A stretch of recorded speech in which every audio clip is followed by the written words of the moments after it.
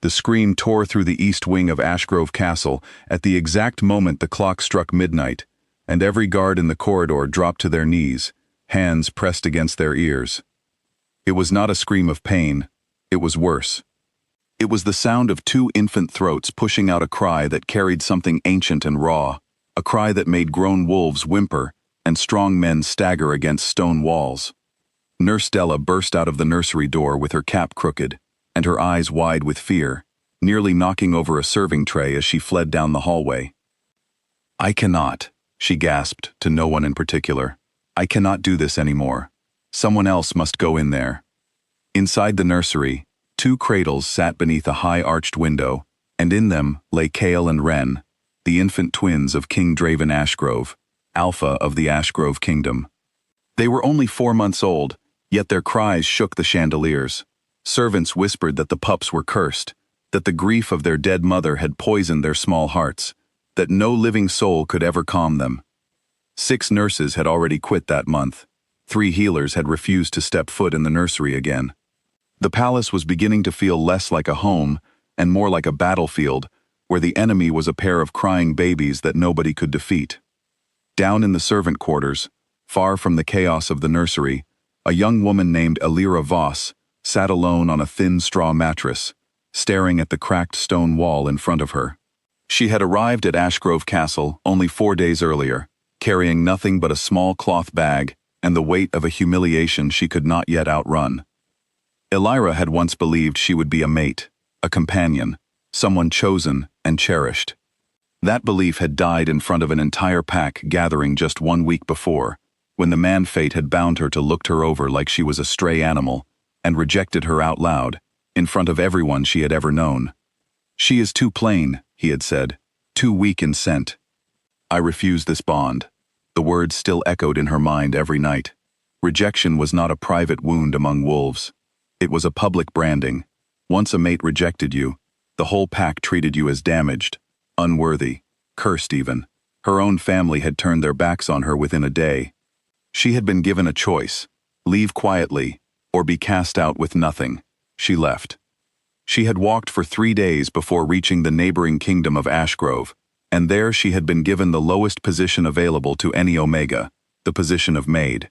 It was humiliating for someone of her bloodline, but it was better than starving on the road, and far better than staying where every eye reminded her of her failure. A sharp knock rattled her door. "Elira Voss." The voice belonged to the head housekeeper, a stern woman named Ottilie, who ran the staff with an iron grip and very little patience. "Get up, you are needed." Elira rose quickly, smoothing down her plain gray dress. "What has happened? The night shift in the royal nursery is empty. Every nurse we had has quit or fled. You are new, you know no one, and frankly, no one else will go up there tonight." Ottilie's mouth was pressed into a thin line, as though she expected to be delivering Elira to her doom. "The king's pups do not stop crying. They have not stopped in weeks. If you cannot calm them, at least keep them from injuring themselves until morning." Elira's stomach twisted. "I have never cared for pups before. Neither had the last 6 women, and look how well that worked out." Ottilie turned on her heel. "Follow me, quickly."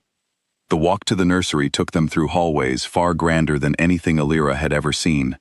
Tall windows framed a moonlit courtyard, and portraits of past Ashgrove rulers stared down from gilded frames with stern, watchful eyes.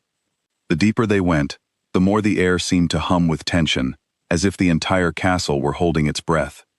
Then, she heard it, the crying. It rolled down the corridor like a wave, wrapping around her chest and squeezing the air from her lungs. Servants pressed themselves against the walls as Elira and Ottilie approached, several of them shaking their heads, clearly relieved that it was not their turn to enter that cursed room.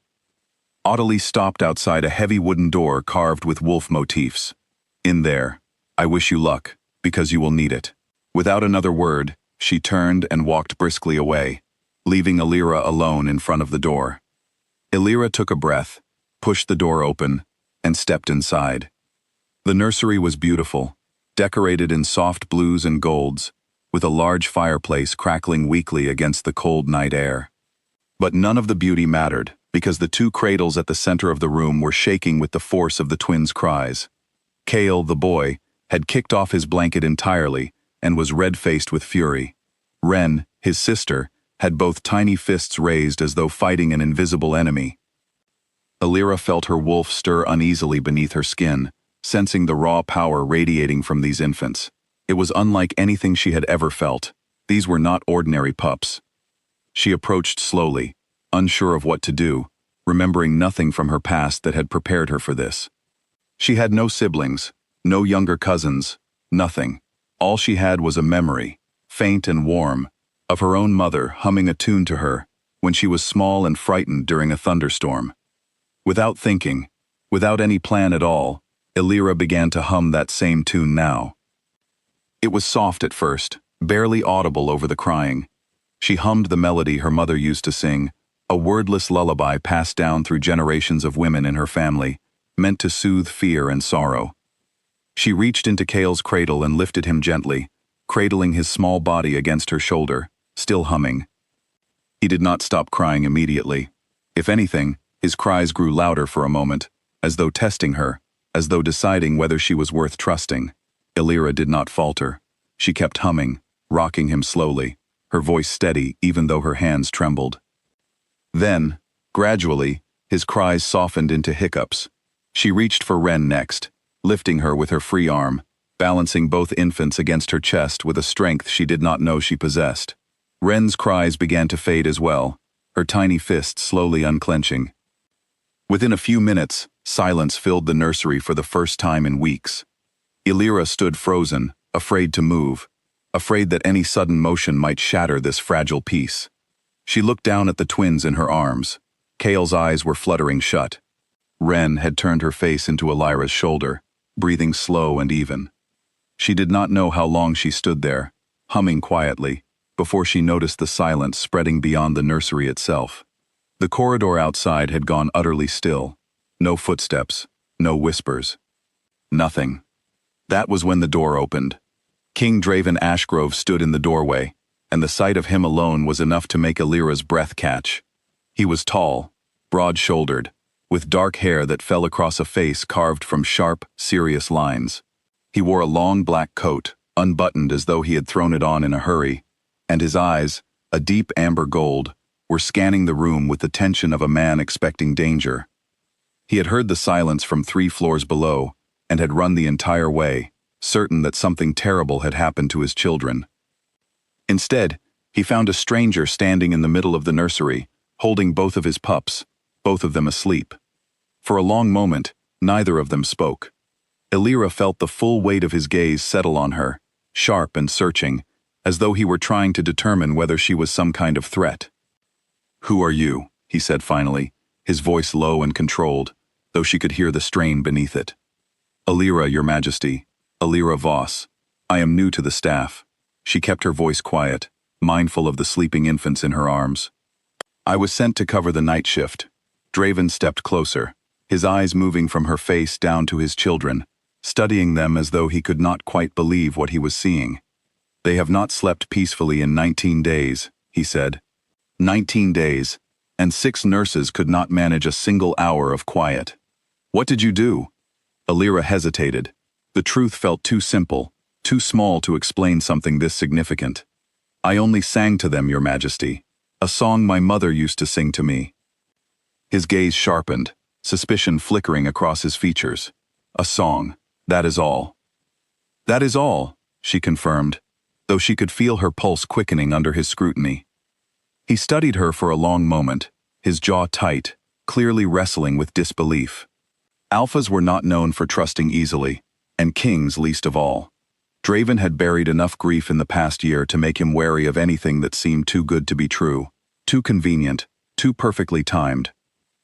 "Bring them to the cradles," he said finally, slowly. Illyra obeyed, carefully lowering Kale first, then Ren, into their beds. Both infants stirred slightly, but did not wake, settling into peaceful sleep almost immediately. Draven watched the entire process with the focus of a man studying a puzzle he could not solve. "They have never slept like this," he murmured, more to himself than to her, "not since their mother passed." Illyra said nothing, sensing that this was not a moment for words. She had heard the rumors already. whispered among the staff during her short time at the castle. The late Queen Celine had died giving birth to the twins, and the entire kingdom still carried the weight of that loss, especially the king himself. Draven turned to face her fully now, his expression unreadable. You understand that this castle has seen 6 failed nurses in as many weeks. You understand what people will say if I allow a stranger, someone with no experience, no references, no history within these walls, near my children. I understand, Your Majesty. Alira lowered her eyes respectfully. I make no claims about myself. I only did what felt natural in the moment. Natural. He repeated the word slowly, testing it, as though searching for hidden meaning. His eyes lingered on her face a moment longer than necessary, before he seemed to catch himself and looked away. Stay here until morning. Watch them. If they wake and cry again, send for me immediately. Yes, Your Majesty. He moved toward the door, then paused, glancing back at her one final time.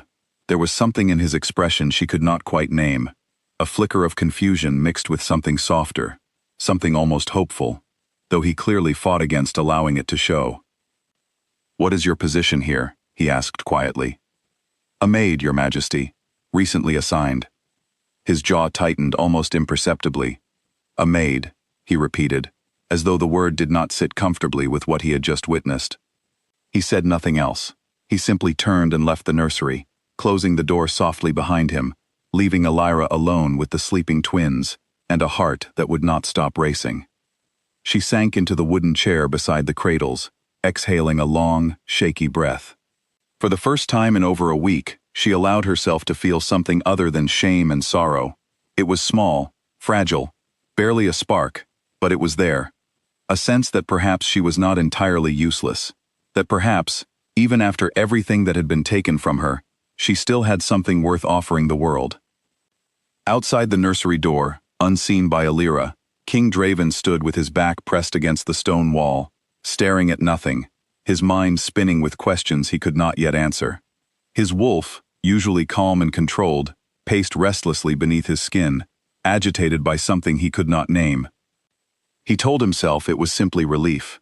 Relief that his children were finally sleeping. Relief that the endless crying that had haunted this castle for weeks had finally stopped. But some quiet, stubborn part of him knew it was more than that, and that unsettled him more than the crying ever had. He walked back toward his private chambers slowly, glancing over his shoulder once toward the nursery door, unable to shake the image of the maid holding his children, as though she had done it 1,000 times before, as though some invisible thread had pulled her toward them. He did not believe in fate anymore. He had buried that belief alongside his mate, but standing there in the quiet, dark corridor, he found himself wondering, just for a moment, if perhaps fate was not finished with him yet. Inside the nursery, Alira watched the twins sleep, their small chests rising and falling in peaceful rhythm. She reached out and gently touched Ren's tiny hand, marveling at how something so small could carry so much power, so much weight. She did not know what tomorrow would bring. She did not know if this strange, fragile connection she had formed with these infants would last beyond the night, or if she would be dismissed by morning and sent back to scrubbing floors and polishing silver. But for tonight, in the quiet safety of the nursery, she allowed herself to hope.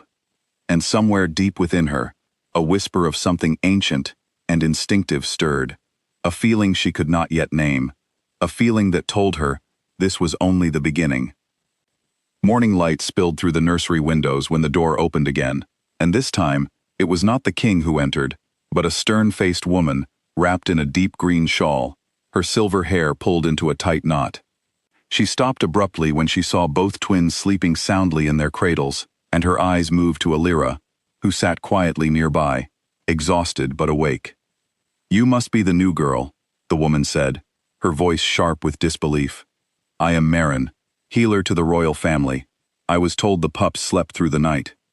I did not believe it until I saw it with my own eyes." Alira rose to her feet, smoothing her wrinkled dress.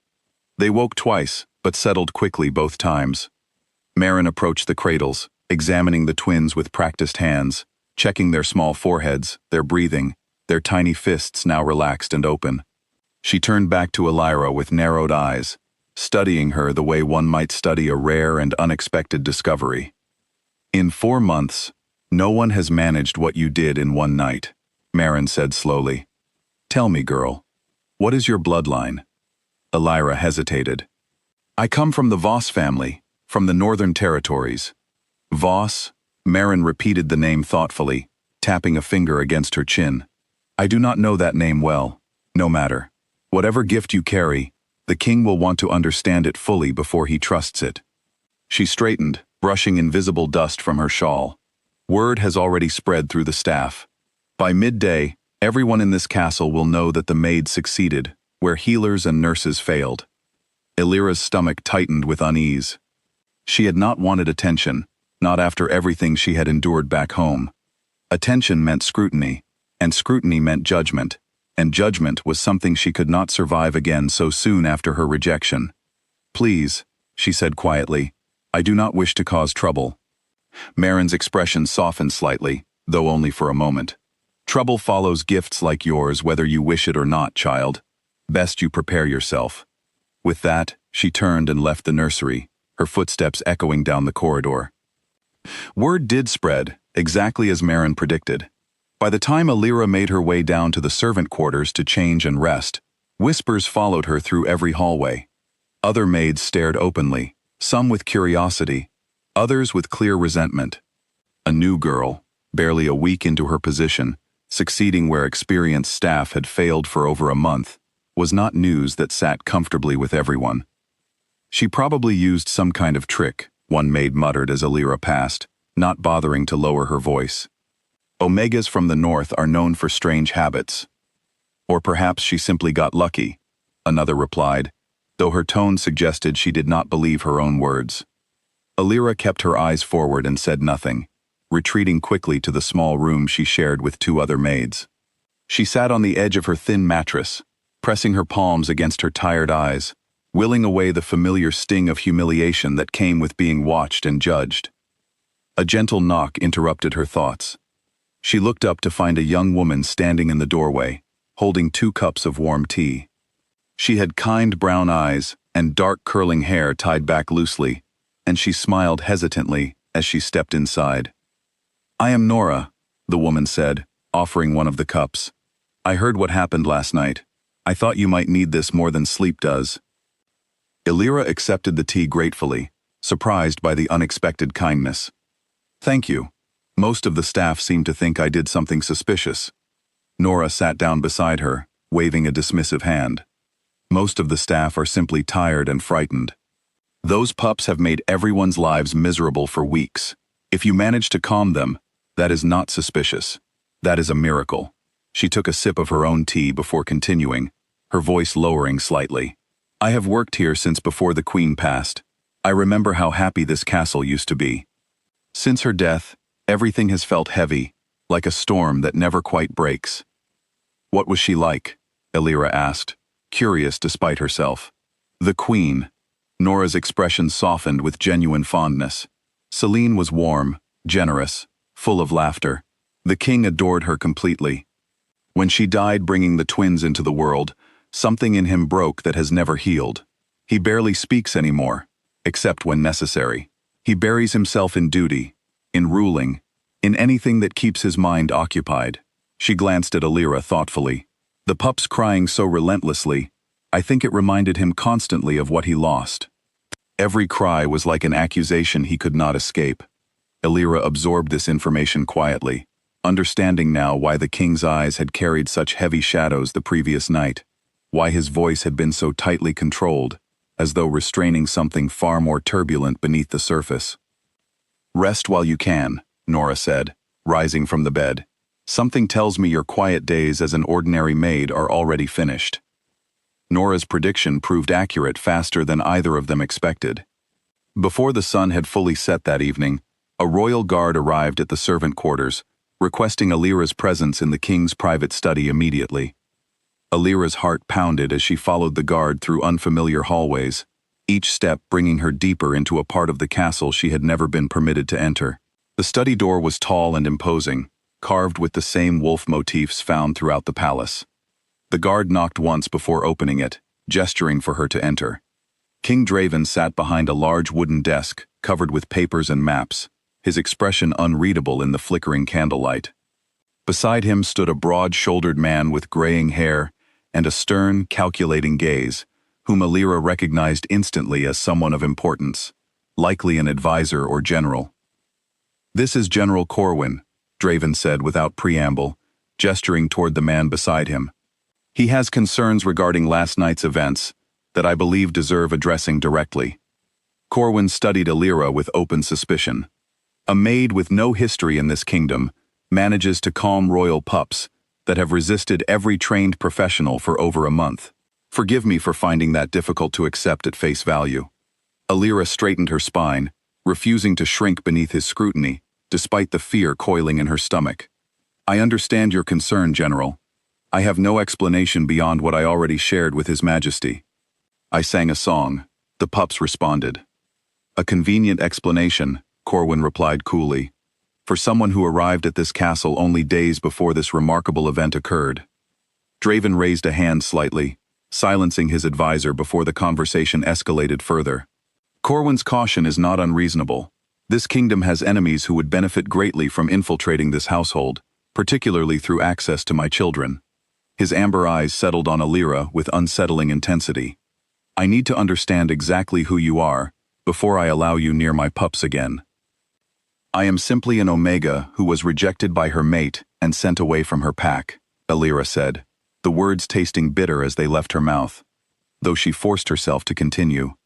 "I have no connections, no allies, no reason to wish harm upon your children or your kingdom. I only wanted honest work and a place to rebuild my life." Something flickered across Draven's face at the mention of rejection, an expression too quick and complicated for her to interpret fully. Corwin, however, remained unmoved. "Rejected mates sometimes carry resentment toward those who possess what they were denied," the general said pointedly. "A family, a mate, a place of belonging." Alira felt heat rise in her cheeks, anger mixing uncomfortably with humiliation. "I carry grief, General, not malice." "There is a difference, though perhaps you have never experienced enough loss to understand it." The room fell silent. Corwin's jaw tightened, clearly unaccustomed to being challenged by someone of such low status, but before he could respond, Draven spoke again, his voice quiet but firm. "That will be enough, both of you." He rose from his chair, moving toward the window, staring out into the darkening courtyard below. "My children have not slept peacefully since their mother died. Last night, for the first time, they did. I am not willing to dismiss that simply because it defies easy explanation." He turned back to face Alira. "You will continue caring for them, under close observation. Marin will monitor your methods. Guards will remain nearby at all times. If anything at all, seems suspicious, you will be removed immediately and questioned thoroughly. Do you understand?" Alira nodded, relief and apprehension tangled together within her chest. "I understand, Your Majesty. Thank you." "Do not thank me yet," Draven said, his tone carrying a warning edge. "This arrangement benefits my children, nothing more. I would advise you not to misunderstand its meaning." "I would never presume to," Alira replied quietly, though something in his words stung more than she expected, a reminder of exactly where she stood within this castle's rigid hierarchy. Corwin excused himself shortly after, casting one final suspicious glance toward Alira before departing the study. Once he was gone, Draven remained by the window for a long moment, his back turned toward her, saying nothing. "Your Majesty," Alira said carefully, breaking the silence, "may I ask you something?" He did not turn around, but his shoulders shifted slightly, indicating he was listening. Why did the previous nurses fail? What exactly did they try that did not work? Draven exhaled slowly, and when he finally spoke, his voice carried a weariness that seemed to reach far beyond simple exhaustion. Everything, rocking, singing, feeding, warm baths, cool baths, herbal remedies from healers across 3 kingdoms. Nothing calmed them. Some nurses believed the pups were simply too powerful for their age, that their abilities were manifesting early and overwhelming their small bodies. Others believed they sensed their mother's absence and could not be soothed by anyone who was not her. He finally turned to face her, his amber eyes shadowed with old grief. I began to believe they were right. I began to believe my children were destined to suffer because I could not give them what they needed most. Elira felt something tighten painfully in her chest at the raw honesty in his words, words she suspected he rarely shared with anyone. Perhaps they simply needed someone who understood loss, she said softly. Someone who could offer comfort without needing to understand every reason behind their pain. Draven studied her for a long, quiet moment, something unreadable passing behind his eyes. Perhaps, he said finally, his voice barely above a whisper. The candles flickered between them, casting long shadows across the study walls, and for a brief, fragile moment, the weight of grief and rejection that both of them carried seemed to recognize something familiar in the other, though neither was yet ready to name it. You should return to the nursery, Draven said finally, turning away, his tone shifting back toward formal distance. They will wake soon for their evening feeding. Elira bowed slightly and left the study, her mind spinning with everything she had learned, everything she had witnessed in his carefully guarded expression. As she walked back through the quiet corridors toward the nursery, she could not shake the feeling that something significant had shifted within those walls, something neither of them fully understood yet, but something that would not be easily undone.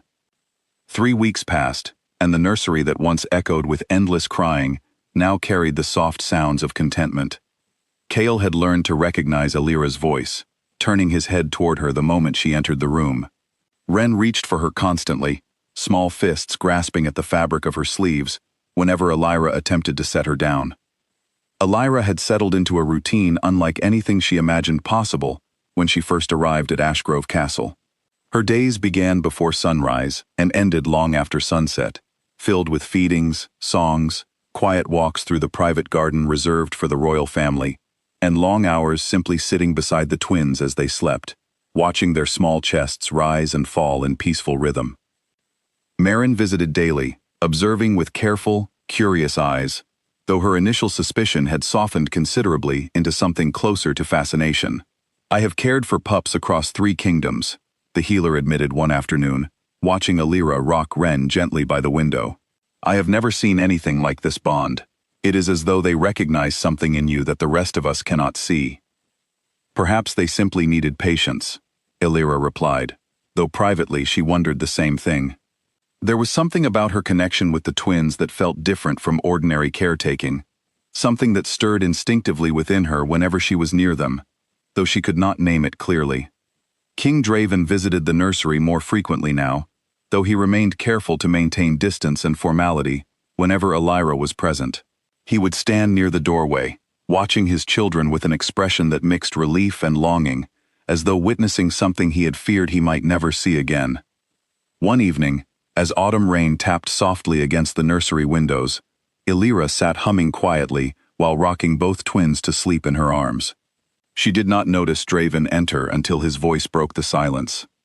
You sing that same song every night, he observed, stepping further into the room. What is it called? Elira looked up, startled by his presence but not alarmed. Over the past weeks, she had grown accustomed to his quiet visits, though each one still made her pulse quicken slightly. I do not know if it has a name, Your Majesty. My mother sang it to me during storms, when I was frightened as a child. She told me it was passed down through generations of women in our family, though she never explained where it originated. It has a strange effect, Draven admitted, moving closer, his eyes fixed on his sleeping children. I feel calmer myself whenever I hear it. Elira felt heat rise in her cheeks at the unexpected admission. I am glad it brings comfort, Your Majesty. He was quiet for a long moment, watching the twins sleep peacefully in her arms. May I ask you something personal? He said finally, his voice softer than she had ever heard it. Of course. The mate who rejected you. His jaw tightened slightly as he spoke the words. Do you still think of him? The question caught her off guard, and she took a moment before answering honestly. Less than I expected to, Your Majesty. I think I mourn the idea of what I believed I would have, more than I mourn him specifically. He made his feelings toward me quite clear, and dwelling on someone who saw so little value in me does not seem worth the pain it causes. Draven's expression shifted, something unreadable flickering behind his amber eyes. That is a wiser perspective than most possess. He hesitated, then added quietly, "I still think of my mate every single day. I wonder sometimes if that grief will ever loosen its hold on me." Alira met his gaze steadily, feeling the weight of his honesty settle between them. "Grief does not disappear simply because time passes, Your Majesty. I believe it changes shape instead. It becomes something you learn to carry differently, rather than something you set down entirely." He studied her for a long moment, something in his expression softening further, though he quickly masked it beneath his usual composed exterior. "You speak with unusual wisdom for someone so young." "Loss tends to age a person quickly, regardless of years," she replied simply. A comfortable silence settled between them as she continued rocking the twins, and Draven remained standing nearby, watching quietly, seemingly reluctant to leave despite having no obvious reason to stay. Eventually, he cleared his throat and stepped back toward the door. "Thank you," he said quietly, "for everything you have done for them. I do not say it often enough." "You do not need to thank me, Your Majesty. Caring for them brings me genuine joy." The words left her mouth before she fully considered them, and she immediately worried they revealed too much, though Draven's expression only softened further in response. "Good night, Alira," he said, using her name directly for the first time since their initial meeting. "Good night, Your Majesty." He left the nursery, and Alira remained sitting quietly by the window, staring after him, long after the door had closed, her heart beating with a strange, unfamiliar warmth she did not fully understand. The following days brought a shift in the castle's atmosphere that even the other staff members noticed. Draven began joining Alira and the twins during morning feedings, something he had never done during the weeks the pups spent screaming inconsolably. He would sit quietly nearby, occasionally holding Kale while Alira fed Ren, learning slowly how to comfort his own children in ways he had never managed before her arrival. "You have changed him," Nora observed one evening, finding Alira in their shared quarters after a long day. "The staff has noticed. He smiles more. He seems less like a shadow moving through these halls." "I have done nothing beyond my duties," Alira insisted, though she felt her cheeks warm at the observation. Nora raised an eyebrow knowingly, but said nothing further, simply smiling, as she settled into her own bed for the night. Despite the growing warmth within the castle walls, whispers continued circulating among certain members of the court, particularly those loyal to General Corwin, who remained deeply suspicious of Alira's rapid rise in influence. Nobles who visited the castle began asking pointed questions about the maid who had somehow captured the king's attention, their tones dripping with skepticism and thinly veiled disdain. "An Omega maid, caring for the heirs to the throne," one visiting lord remarked during a formal dinner Alira happened to overhear while passing through the corridor outside the dining hall. Rejected by her own mate, no less. What does that say about her character, that even her own kind found her unworthy? "Perhaps the king simply lacks better options," another voice replied dismissively. "Grief makes men desperate, and desperate men make foolish decisions." Alira paused outside the door, her chest tightening painfully at the cruel words. Old wounds she believed had begun healing reopened instantly, reminding her exactly how precarious her position truly was within this castle. No matter how deeply the twins had come to depend on her, no matter how warmly Draven had begun treating her, she remained, in the eyes of the court, nothing more than a rejected Omega who had gotten lucky. She forced herself to walk away before anyone noticed her presence, retreating quickly toward the nursery, where she could seek comfort in the twins' innocent affection, away from the judgment and cruelty that seemed to follow her wherever she went within these grand, unforgiving walls. That night, as she settled Kale and Ren into their cradles, she found herself humming her mother's lullaby with a heaviness she had not felt in weeks, old insecurities pressing against her fragile new sense of purpose. Draven arrived later than usual, and the moment he stepped into the nursery, he sensed something had shifted in her mood. "Is something wrong?" he asked, his brow furrowing with concern. Alira hesitated, unwilling to burden him with the court's cruel gossip, though her expression apparently betrayed more than she intended. "Alira," he said again, more firmly this time, "tell me what happened." Reluctantly, she recounted the conversation she had overheard, watching his expression darken with each word. By the time she finished, his jaw was clenched tightly, his amber eyes burning with barely restrained anger. "Those words are unworthy of the people who spoke them," he said sharply. "You have done more for my children in 3 weeks than an entire staff of trained professionals managed in months. Your worth is not determined by the opinion of a mate too foolish to recognize what he was rejecting, nor by nobles too idle to understand real sacrifice." Illyra felt tears sting her eyes at the unexpected fierceness of his defense. "Thank you," she whispered, "though I fear their opinions will not change simply because you disagree with them."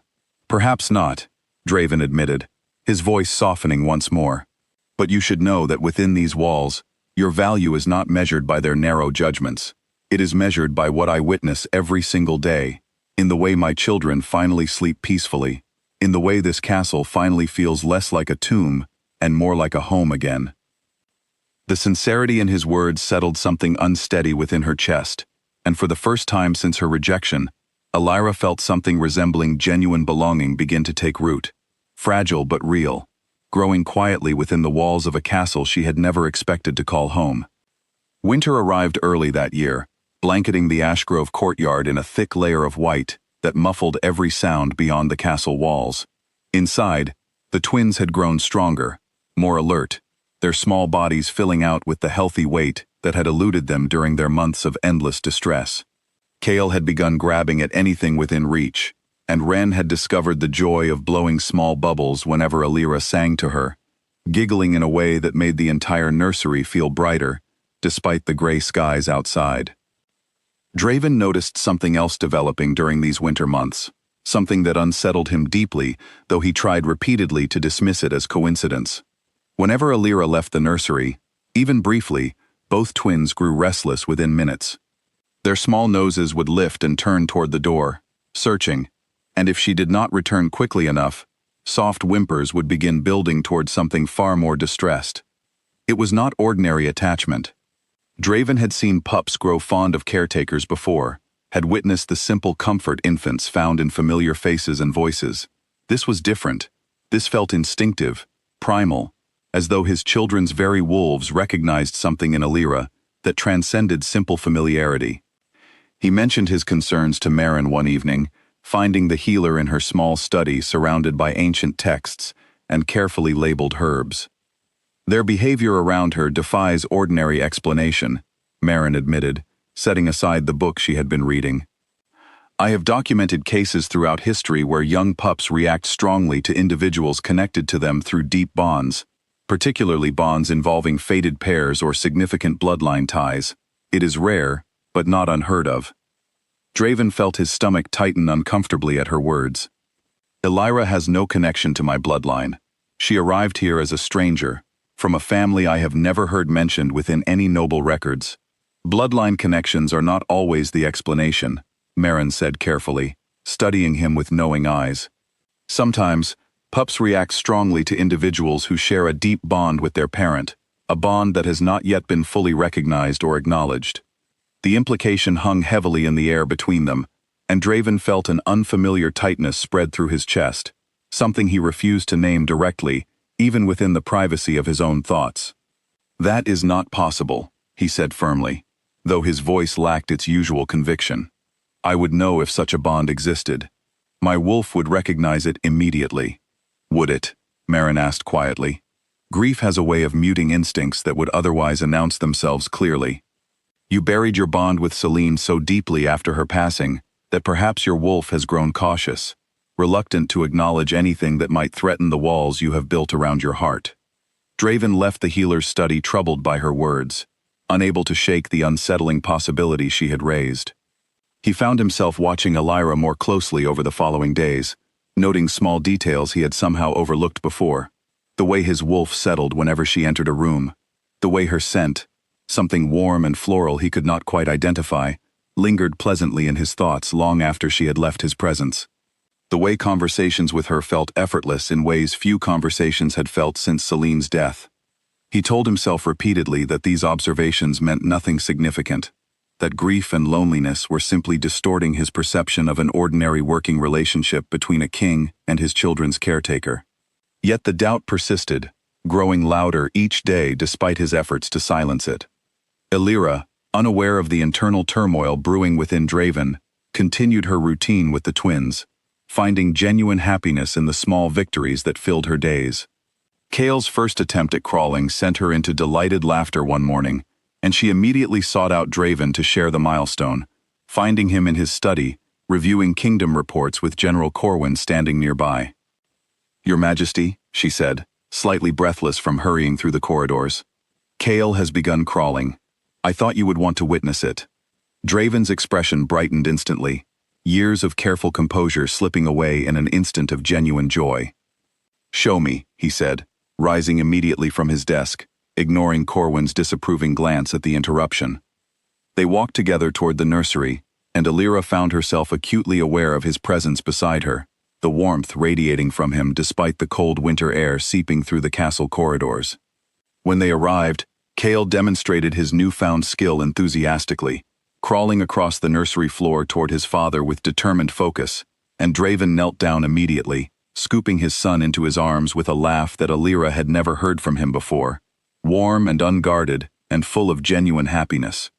"He is stronger than I expected," Draven said, holding Kale close, his eyes bright with pride.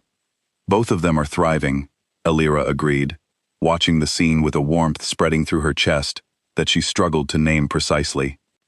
Draven glanced up at her then, something soft and unguarded flickering across his features before he seemed to catch himself, quickly masking the expression beneath his usual composed exterior. "Thank you for calling me here," he said quietly. "These are moments I do not wish to miss." "You are their father," Alira replied simply. "You deserve to witness every milestone, not only the difficult moments."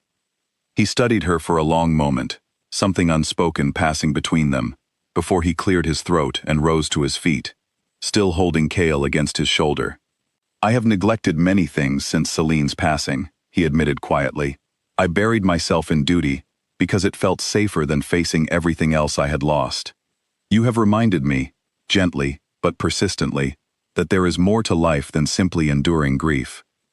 Alira felt her cheeks warm at his words, uncertain how to respond to such vulnerable honesty from a man who had spent months maintaining careful emotional distance from everyone around him. "Grief and joy are not mutually exclusive, Your Majesty. I believe your children have taught me that as much as I have taught them anything." That evening, after the twins had been settled into peaceful sleep, Draven lingered in the nursery longer than usual, watching Alira tidy small toys scattered across the floor. "May I ask you something," he said quietly, "that has been troubling me?" "Of course." "Do you believe in fated bonds?" he asked, his voice carefully neutral, though tension lined his shoulders as he waited for her response. Alira paused, considering the question thoughtfully. "I believed in them once, before my own rejection taught me how easily fate can be dismissed by those unwilling to honor it. Now I am uncertain what I believe. I ask," Draven continued carefully, "because Marin has noticed something unusual in the way my children respond to your presence. She believes it may indicate something significant, something neither of us has yet fully understood." Illyra's heart began racing at the implication behind his words, though she forced herself to remain composed. "What kind of significance?" Draven hesitated, clearly wrestling with how much to reveal. "I do not know yet," he admitted finally, "but I intend to find out." The conversation left Alira restless long after Draven departed for the evening, her mind spinning with possibilities she dared not fully consider.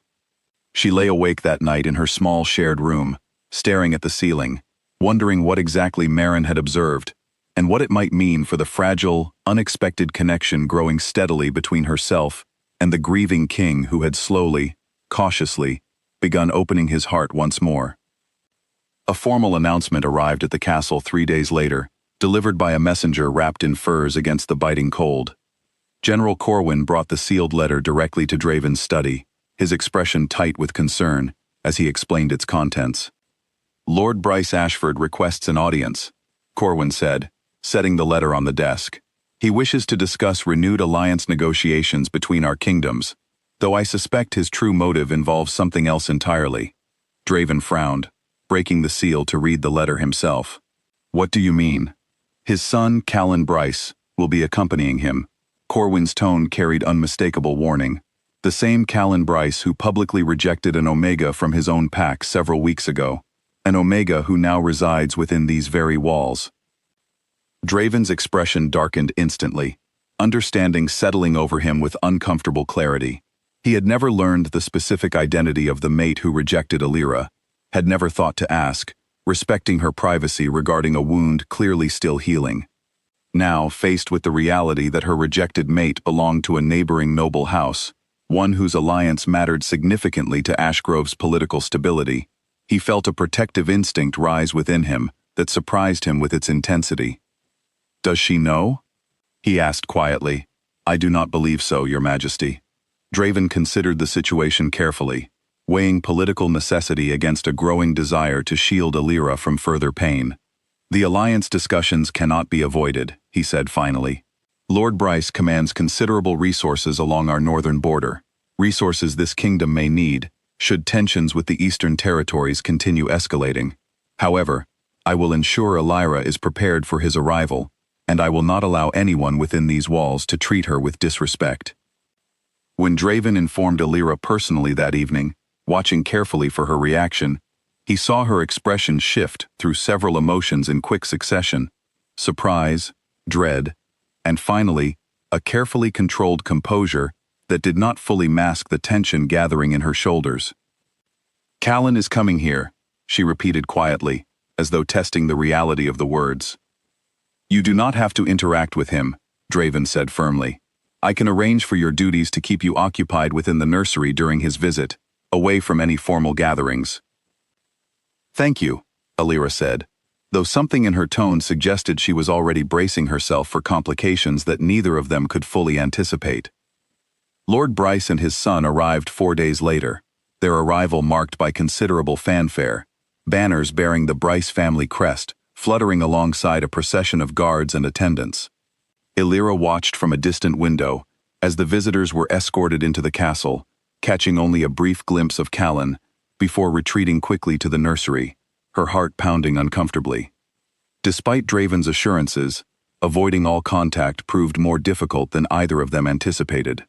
2 days into the visit, while Alira walked through the castle gardens with Wren, bundled warmly against the cold, she rounded a hedge corner and found herself face to face with Callan Bryce. He looked exactly as she remembered, tall and confident, with the same calculating eyes that had once assessed her so cruelly in front of their entire pack. His expression shifted through surprise, then something unreadable, as recognition settled over his features. "Alira," he said, his voice carrying a strange mixture of shock and something almost resembling regret. "I did not expect to find you here." "Lord Callan," she replied stiffly, tightening her hold on Wren protectively.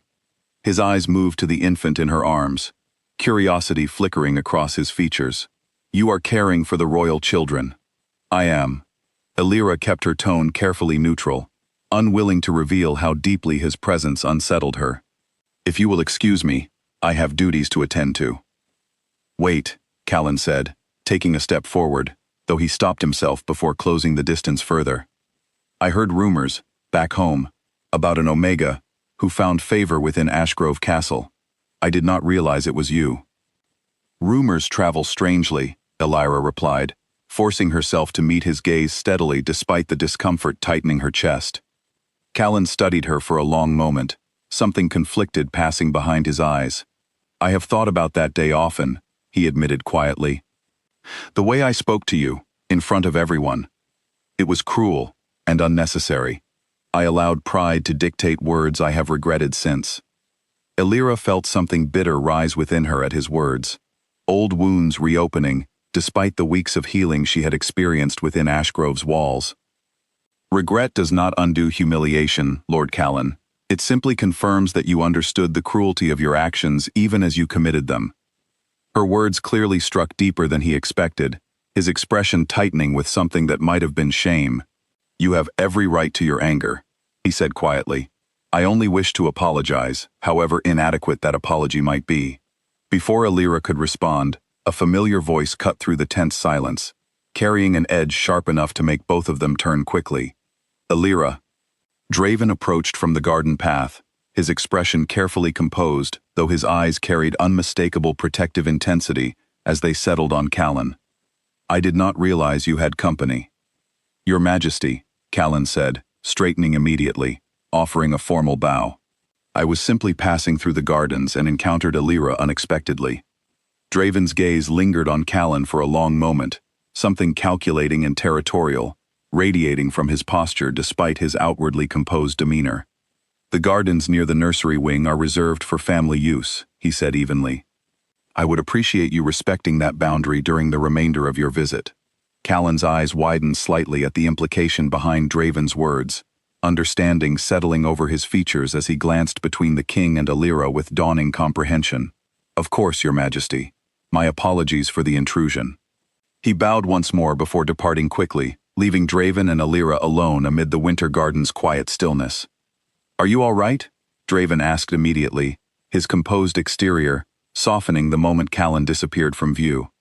Alira exhaled a shaky breath she had not realized she was holding. I am fine, he offered an apology, though I am uncertain how much weight it carries. You do not owe him forgiveness simply because he offers regret, Draven said firmly, his amber eyes carrying a fierce protectiveness that warmed something deep within her chest, despite the tension of the encounter. His cruelty cost this kingdom nothing, but it cost you everything you believed your future would hold. That deserves more than a hollow apology, delivered years too late. Weeks too late, Alira corrected gently, though a small smile tugged at her lips despite herself. Draven's expression softened further at her attempt at humor amid the tension. Weeks, then. Regardless, you owe him nothing, Alira. Not your forgiveness, not your comfort, not even your continued patience. They walked together back toward the castle, Ren stirring gently in Alira's arms, and Alira found herself acutely aware of how naturally Draven positioned himself protectively beside her, his presence steady and reassuring, in ways she had not experienced since her rejection had shattered her sense of security. Thank you, she said quietly, as they approached the nursery wing entrance, for defending me back there. Draven paused, turning to face her fully, his expression uncharacteristically vulnerable. I would defend you regardless of circumstance, Alira. That much has become clear to me, even if I do not yet fully understand why. The admission hung in the air between them, weighted with implications neither of them was quite ready to name directly, and Alira felt her heart racing as she searched his eyes for confirmation of what she suspected he was struggling to express. Before either of them could continue the conversation further, a servant appeared at the end of the corridor, announcing that Lord Bryce requested Draven's presence immediately for continued negotiations. Draven lingered a moment longer, his gaze holding hers with quiet intensity, before finally excusing himself, leaving Alira standing alone in the corridor with her heart pounding and countless unspoken questions swirling through her mind. Lord Bryce and his son departed 3 days later. The alliance negotiations concluded successfully, despite the underlying tension that had colored much of their visit. Alira felt the weight lift from her shoulders the moment their procession disappeared beyond the castle gates, though the encounter with Callan had stirred emotions she had believed herself finished processing. Draven noticed the change in her mood over the following days, a quiet thoughtfulness that had not been present before Callan's arrival. He found her one evening sitting alone in the nursery, after settling the twins to sleep, staring out the window at the snow falling steadily across the courtyard below. You seem troubled, he observed, taking a seat across from her. I keep thinking about what he said, Alira admitted quietly, about regret.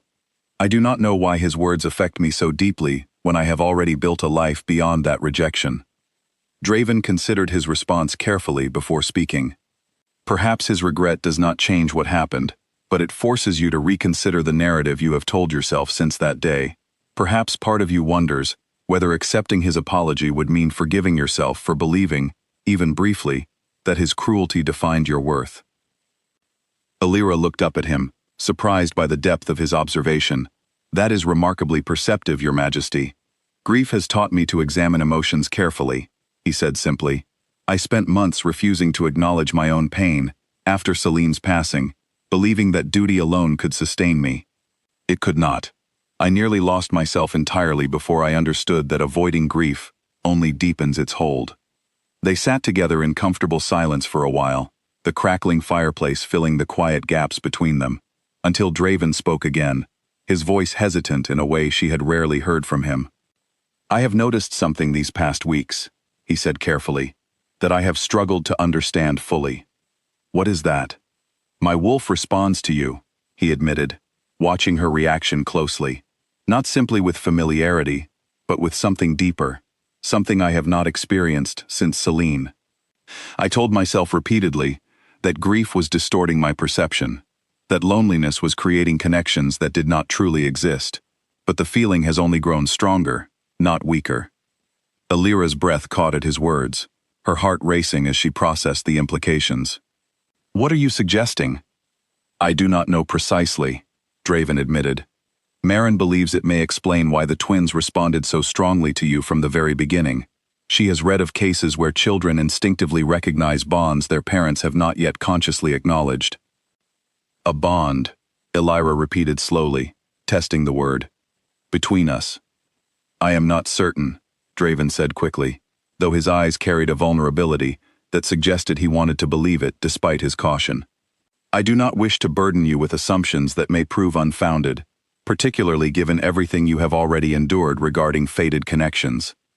Alira remained quiet for a long moment, her mind spinning with possibilities she had not allowed herself to consider seriously until now. I have felt something as well, she admitted finally, her voice barely above a whisper, something I attributed to simple gratitude, or perhaps loneliness of my own, but it has felt different from anything I experienced with Callan, even before his rejection. Draven's expression shifted, hope and caution warring visibly across his features. Different how? Calmer, Alira said, searching for the right words. Steadier. With Callan, everything felt uncertain, as though I was constantly proving myself worthy of consideration. With you, I feel. She paused, uncertain whether to continue, before finally deciding honesty deserved to win over hesitation. I feel seen, exactly as I am, without needing to prove anything at all. The admission hung heavily between them, charged with possibility neither of them was fully prepared to name yet. Draven reached forward slowly, giving her ample opportunity to pull away, before gently taking her hand in his. I am not ready to make promises I cannot fully understand yet, he said quietly, his thumb tracing gentle circles against her palm. But I do not wish to ignore this any longer, whatever it may be. Neither do I, Alira whispered, warmth spreading through her chest, despite the uncertainty still lingering beneath the surface. They remained like that for a long while, hands intertwined, the fire crackling softly beside them, until a soft cry from Ren's cradle interrupted the moment. Alira rose immediately, moving to comfort the infant, and Draven watched her with an expression of quiet wonder, as though witnessing something precious he had feared he would never experience again. Over the following weeks, their relationship deepened gradually, careful and deliberate, neither of them rushing toward conclusions they were not yet prepared to fully embrace. Draven began spending more time within the nursery, learning alongside Alira how to care for his children in ways that felt natural rather than obligatory. Small moments accumulated between them, shared laughter over Kale's stubborn refusal to nap, quiet conversations about grief and healing during evening feedings, gentle touches that lingered slightly longer than necessary. The castle staff noticed the shift as well, whispers of a different nature now circulating through the corridors, though these carried curiosity, rather than the outright suspicion that had colored earlier gossip. Nora, ever perceptive, mentioned it casually one evening while helping Alira prepare for bed. The king has not smiled this often in over a year, she observed, folding linens neatly. Everyone has noticed, though most are wise enough not to comment directly. We are simply working together to care for his children, Alira replied, though her cheeks warmed at the observation. Nora raised an eyebrow knowingly but did not press further, offering only a small, knowing smile before continuing her tasks. Despite the warmth growing steadily between Alira and Draven, uncertainty still lingered beneath the surface of their careful connection. Alira could not fully shake her fear of rejection, the deep wound Callan had inflicted still tender, despite weeks of healing.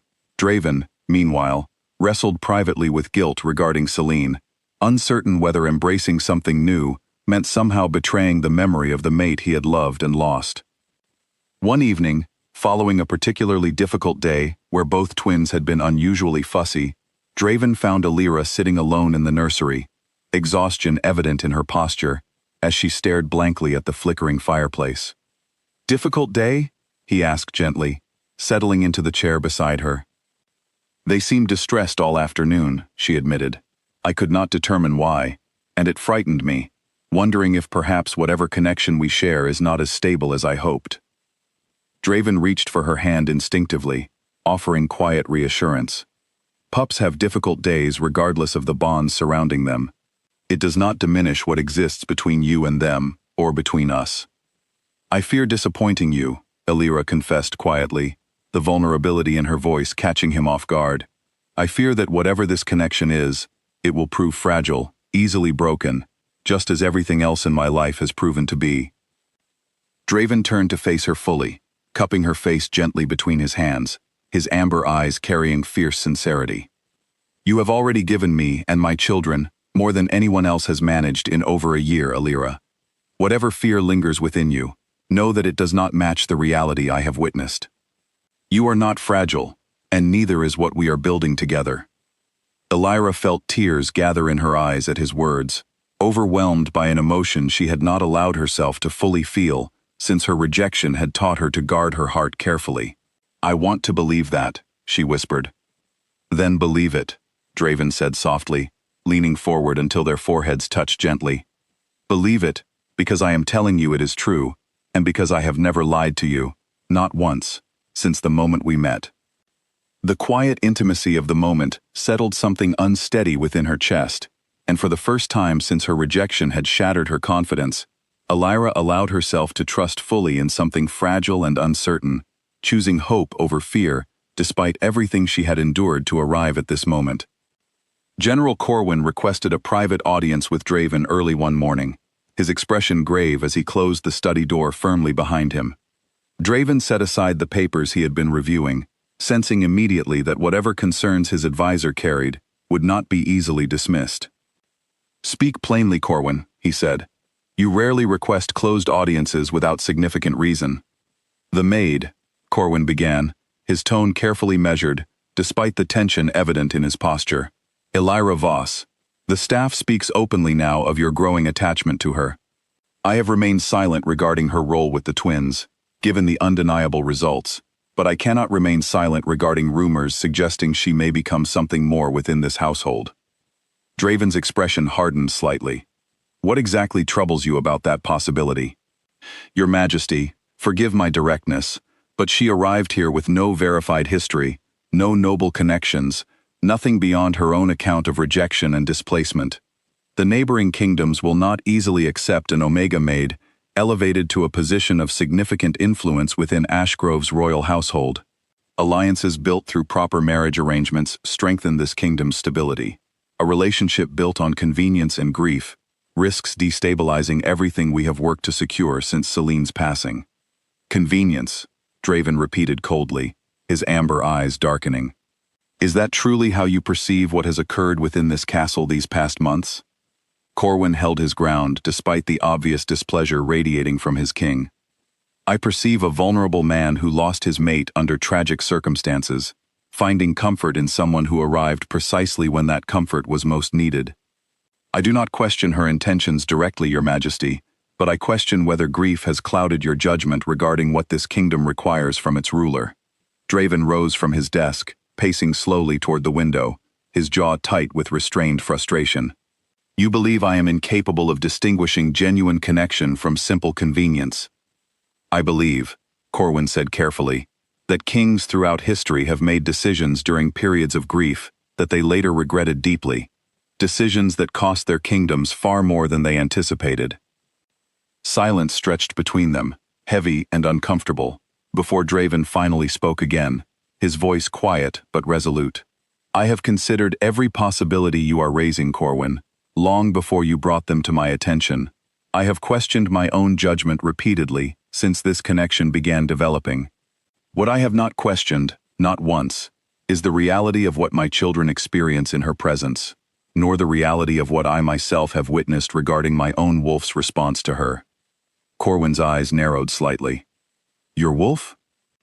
Marin believes there may be a bond between us that neither of us fully recognized until recently, Draven admitted, watching Corwin's expression shift through surprise and renewed concern. I am not yet certain of its nature, but I will not dismiss it simply because it proves politically inconvenient. A bond, Corwin repeated slowly, clearly troubled by this revelation. Your Majesty, if such a bond exists, it changes the political calculations significantly. Neighboring kingdoms will interpret this differently, depending on how it is presented and confirmed. Then we will ensure it is presented and confirmed properly, when the time comes, Draven said firmly. Until then, I expect you and the rest of this court to treat Alira with the respect her position and her care for my children deserve. Corwin bowed stiffly, though his expression remained troubled as he departed the study. Draven remained standing by the window long after his advisor left, staring out over the snow-covered courtyard, his mind heavy with the weight of political complications he had not fully anticipated when this connection first began developing between himself and Alira. Word of the private audience inevitably reached the wider court, distorted and exaggerated as gossip often became within castle walls. By that evening, whispers had transformed Corwin's cautious concerns into elaborate rumors, suggesting outright conflict between the king and his most trusted advisor. Rumors that painted Alira as a manipulative outsider threatening the kingdom's stability. Alira first became aware of the escalating gossip when she encountered two noblewomen speaking in hushed tones outside the castle chapel, their conversation halting abruptly the moment they noticed her approaching. Lady Alira, one of them said, her tone carrying poorly disguised condescension despite the polite title. We were simply discussing the recent political tensions surrounding the Northern Alliance negotiations. Nothing that concerns you directly, I am sure. The obvious lie stung despite Alira's efforts to remain composed. She continued walking without responding, though the encounter left her unsettled for the remainder of the day, old anxieties resurfacing despite the progress she had made since her rejection months earlier. That evening, she confided her concerns to Draven while they sat together in the nursery, watching the twins play quietly on a soft blanket spread across the floor. I fear I am causing complications for you, she admitted quietly. Political complications you did not anticipate when you first allowed me near your children. Draven reached for her hand, his expression earnest. You are not causing complications, Alira. Corwin's concerns, while understandable given his position, do not reflect any failing on your part. They reflect the reality that kingdoms often struggle to accept change, particularly change that defies traditional expectations. But if this bond you and Marin suspect proves real, Alira continued, voicing the fear that had been building within her, will it be enough to convince the court and the neighboring kingdoms that I belong here? Or will I always be viewed as someone unworthy, regardless of what fate has apparently decided? Draven turned to face her fully, his amber eyes carrying fierce determination. Fated bonds are recognized and honored throughout every kingdom in this realm, Alira, regardless of the individuals involved. If this bond proves real, no court, no advisor, no neighboring ruler will have grounds to challenge it. I will ensure that personally. And if it does not prove real? She asked quietly, voicing the fear she had carried since their conversation weeks earlier. What happens then? Draven considered his response carefully before speaking, his expression softening with genuine tenderness. Then I will have still chosen you, Alira, bond or no bond. Because what I feel toward you extends beyond whatever mystical connection our wolves may or may not share. I have watched you transform this castle, transform my children, transform even myself, through nothing more than patience, kindness, and genuine care. That reality does not require confirmation from fate to hold value. Alira felt tears gather in her eyes at his heartfelt words, overwhelmed by the sincerity radiating from him. I did not expect to find this, she whispered. After everything that happened before I arrived here, I did not expect to find someone who saw my worth so clearly, without needing proof or justification. You have always deserved that recognition, Alira, Draven said softly, drawing her closer. It simply took the right person, in the right place, to finally offer it to you. They remained together in comfortable silence, as the twins continued playing nearby, both of them acutely aware that whatever challenges still lay ahead, political complications, and lingering court suspicion among them, The foundation they had built together over these past months felt steady enough to weather whatever storms approached. Yet neither of them could fully anticipate how quickly those storms would arrive, nor how significantly they would test everything they had carefully constructed within the walls of Ashgrove Castle. Spring arrived slowly, melting the thick snow that had blanketed Ashgrove's courtyard for months, and with it came an unexpected messenger bearing news that shattered the fragile peace Illyra and Draven had carefully built. Lord Bryce had fallen seriously ill, and Callan, now acting on behalf of his ailing father, requested urgent audience regarding border security concerns that could not wait for formal scheduling. Draven received the news with visible reluctance, well aware of the tension that had marked Callan's previous visit. "I cannot refuse this request," he told Illyra that evening, watching her carefully for her reaction. "Border security affects the safety of this entire kingdom. I will ensure your interactions with him remain minimal." "I am not afraid of him," Illyra said, though her tightened posture suggested otherwise. "I have grown stronger since his rejection, Draven.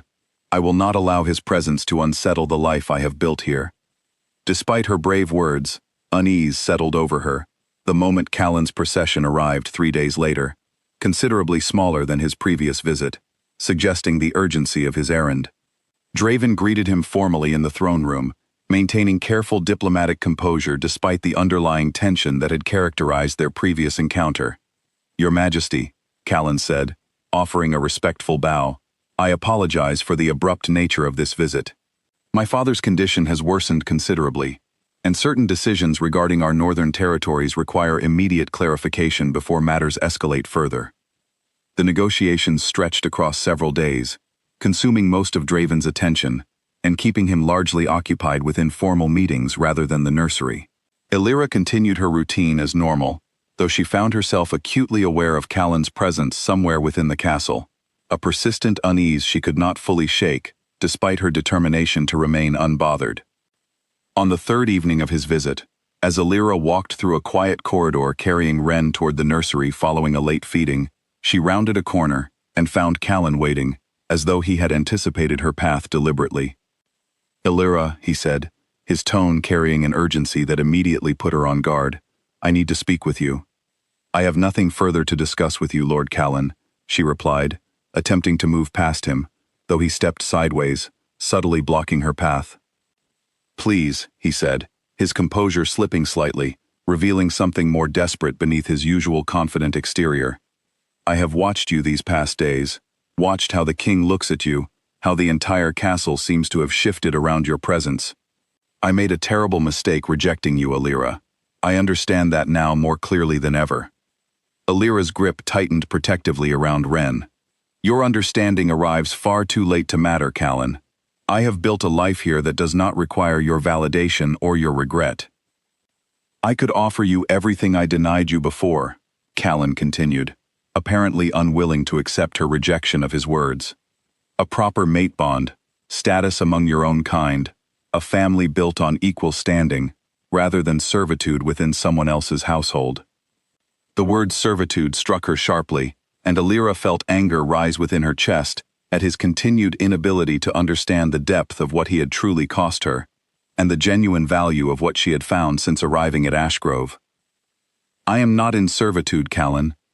I am valued, respected, and cared for, in ways you never once offered me during our bond. Whatever you believe you are offering now holds no appeal, because it comes from jealousy, rather than genuine understanding." Callan's expression darkened, frustration replacing his earlier vulnerability. "You would choose a king who sees you as nothing more than a convenient caretaker for his grief and his children, over someone who could offer you a proper place within your own kind?" "I would choose someone who has never once made me feel small," Illyra said firmly, "over someone who publicly humiliated me the moment he decided I was not worth his effort. That choice requires no further consideration." She attempted to move past him again, but Callan reached out, gripping her arm firmly enough to startle Wren into distressed crying. "Illyra, please, just listen. Release her immediately." Draven's voice cut through the corridor with unmistakable authority, and Callan released his grip instantly, stepping back as the king approached with barely contained fury radiating from every line of his posture. Draven's eyes had shifted slightly, amber bleeding toward something more golden and intense, the unmistakable sign of a wolf pressing close beneath controlled human composure. "Your Majesty," Callan stammered, clearly recognizing the danger in Draven's expression. "I witnessed exactly what you were doing," Draven interrupted coldly, moving to stand protectively beside Alira, gently checking on the still distressed Wren cradled against her chest. "You laid hands upon someone under my protection, within my own castle, causing distress to my child in the process. I would be well within my rights to consider this a direct threat against my household." Callan's face paled considerably. "I meant no threat, Your Majesty. I only wished to speak with her privately, to offer an apology and reconsideration of our previous bond." "She has made her position regarding that reconsideration abundantly clear," Draven said, his voice carrying dangerous quiet fury. "I suggest you respect her decision, immediately and permanently, or our alliance negotiations will require significant re-evaluation." Callan bowed hastily, clearly recognizing the precariousness of his position. "Understood, Your Majesty. My apologies, to both of you." He retreated quickly down the corridor, leaving Draven and Alira alone in the tense aftermath of the confrontation. Draven turned to Alira immediately, his fierce expression softening into concern as he examined her carefully. "Are you injured?" "I am fine," Alira assured him, though her voice trembled slightly with residual adrenaline. "He startled me, and Wren, but he caused no real harm."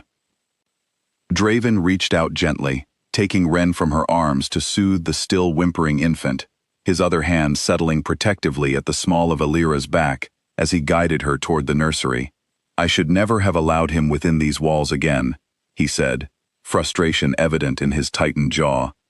"I underestimated how desperately his pride would drive him toward reclaiming something he never valued until he lost it."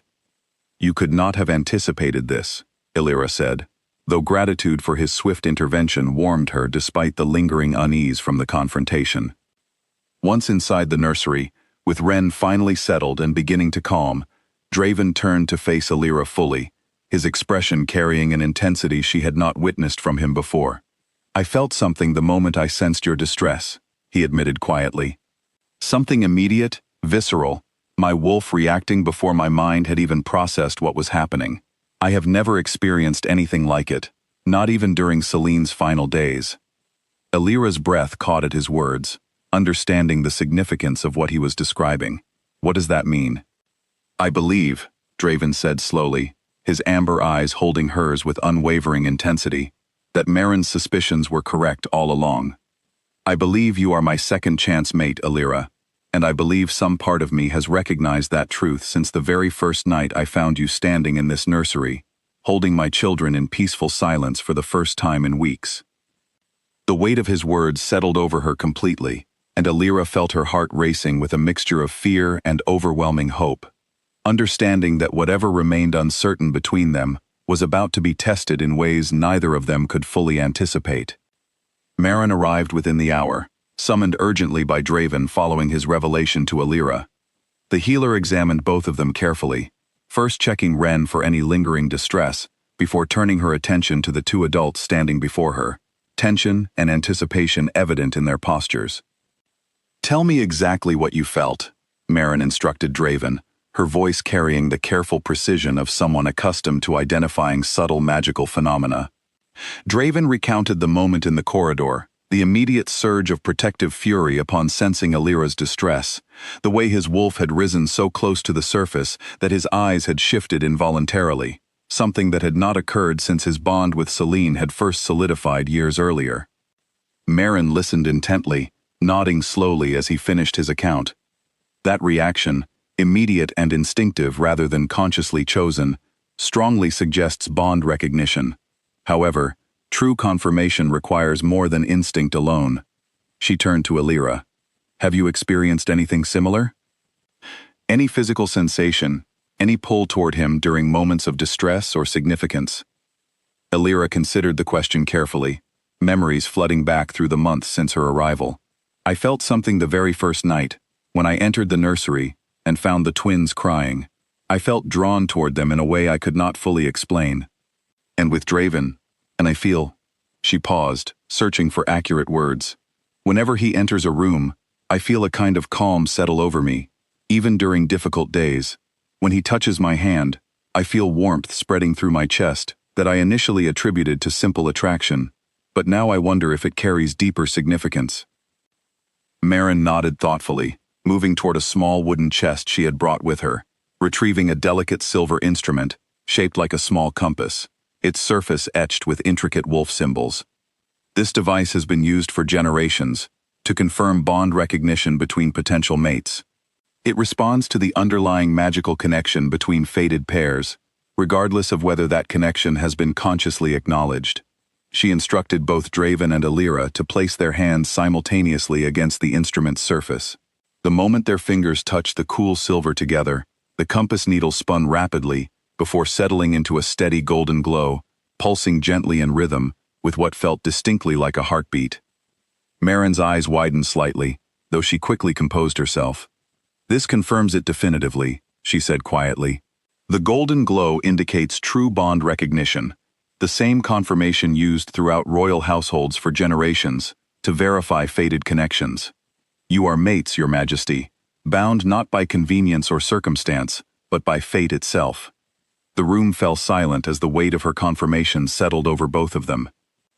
Draven turned to Alira slowly, his expression carrying a mixture of overwhelming relief and vulnerable hope that she had rarely witnessed from him.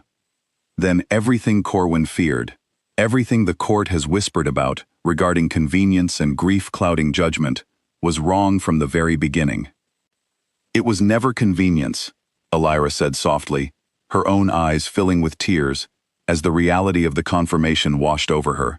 "I felt it too, even when I was too afraid to name it directly." Marin excused herself quietly, understanding the significance of the moment and allowing them privacy to process this revelation together. Once she departed, Draven closed the distance between himself and Alira, cupping her face gently between his hands. "I loved Celine deeply," he said softly, his voice thick with emotion. "That love does not diminish simply because fate has offered me a second chance. But I want you to understand, Alira, that what I feel toward you is not simply an extension of grief, or a desperate attempt to fill the void she left behind. It is entirely its own, entirely real, and entirely yours." "I understand," Alira whispered, leaning into his touch. "I never expected to find this, not after everything Callan's rejection taught me to believe about my own worth. But standing here now, I understand that fate simply needed time to correct what should have been recognized from the very beginning." Draven leaned forward slowly, giving her ample time to close the remaining distance herself, and when their lips finally met, it felt less like a beginning and more like a long overdue recognition of something that had been quietly building since the very first night she had walked into that nursery and calmed his crying children with nothing more than a gentle song and an open heart. They remained together in the nursery for a long while afterward, sitting close beside the twins' cradles, discussing quietly what this confirmation would mean for their future, for the kingdom, for the court's inevitable reaction once the truth became known.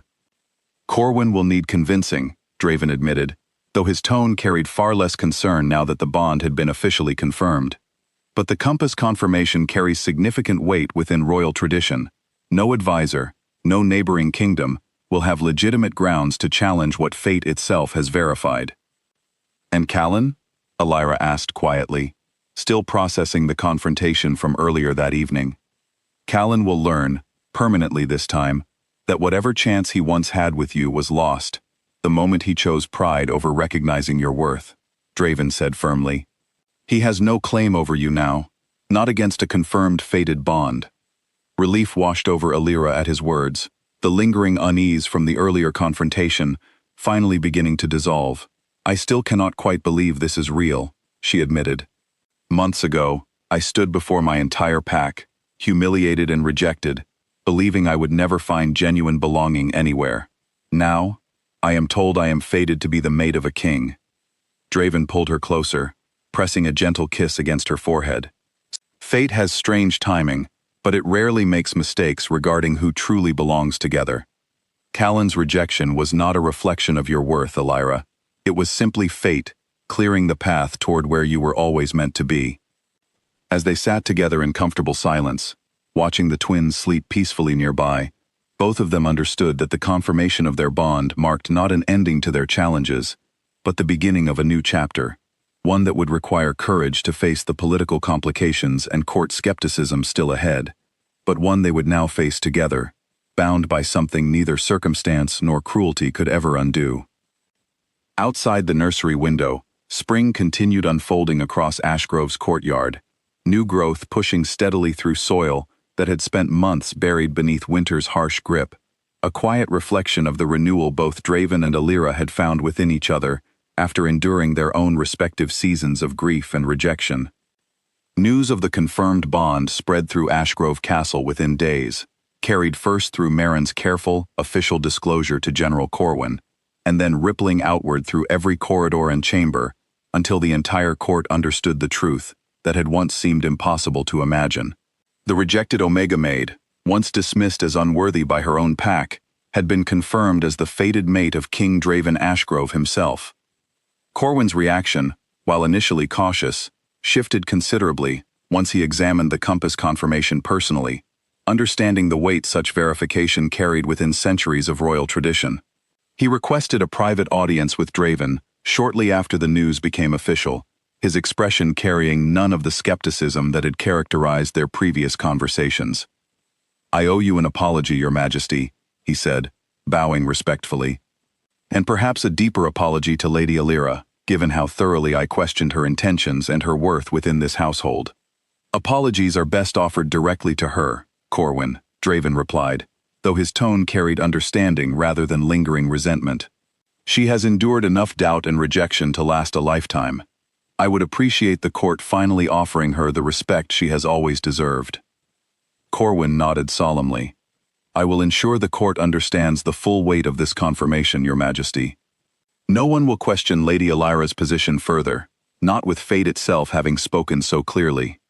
True to his word, Corwin became one of Alira's most vocal supporters within the following weeks, his formal apology delivered with genuine sincerity during a small gathering of senior court officials. The remaining skepticism that had lingered among certain nobles dissolved rapidly once the official confirmation became widely known, replaced instead by curiosity and, increasingly, genuine admiration for the woman who had transformed both the royal nursery and the king himself through nothing more than patience, kindness, and an open heart.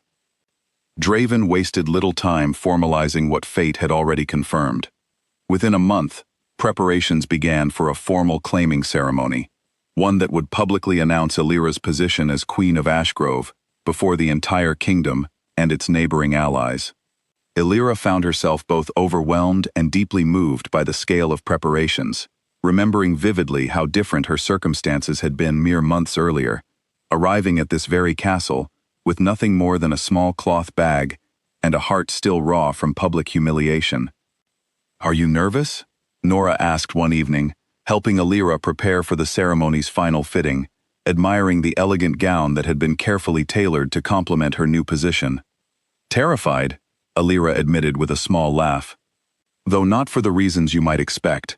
I do not fear the ceremony itself, or even the court's judgment anymore. I fear disappointing what this kingdom needs from its queen, given how little formal preparation I have had for such a role." "You have already proven yourself capable of far more than most nobles born into privilege," Nora said firmly. "You calmed Pups no one else could reach. You earned the king's genuine love, not through scheming or manipulation, but through simple, honest kindness. Whatever this new role requires, I have no doubt you will meet it with the same grace." The ceremony itself took place on a warm spring morning, the castle courtyard transformed with banners and flowers, celebrating the union fate had confirmed. Alira stood before the gathered crowd, Draven beside her, both twins held gently in the arms of their nursemaids nearby, watching the proceedings with wide, curious eyes.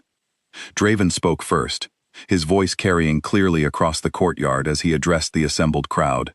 Nobles and commoners alike gathered to witness the historic occasion. "Many of you have watched these past months unfold with curiosity, perhaps even skepticism, regarding the woman standing beside me today. I understand that skepticism, for I too once believed my capacity for genuine connection had been buried alongside grief I feared I would never overcome. He turned to face Alira directly, his amber eyes carrying the same warmth she had grown to cherish deeply over these past months. Alira Voss arrived at this castle carrying wounds inflicted by those who failed to recognize her true worth. She arrived expecting nothing beyond honest work and quiet dignity.